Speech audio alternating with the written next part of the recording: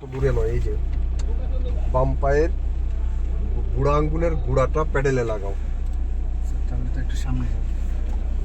সামনে যেতে হবে না, তোমাকে আমি পাটা ছেড়ে দাও। হ্যাঁ, লাগাও, ফুল চাপো। গোড়ালিটা, নিজের পায়ের গোড়ালিটা যেন ফ্লোরে লেগে না যায়। ঠিক আছে, ছাড়ো, আবার করো, আবার করো। গুড। এখন হাতটা টান করো উপরে। শোল্ডার থেকে থাই পর্যন্ত সব জায়গায় সিটের সাথে শরীর লেগে আছে। জি স্যার। এই গ্যাপ থাকলে কিন্তু হবে না, এইখানে গ্যাপ থাকলে কিন্তু এখানে পেইন করবে। সো এই গ্যাপটা মিলায়ে বসতে হবে। এখন এখানে মেজারমেন্ট নেওয়ার পরে চোখটা চলে যাবে কোথায়?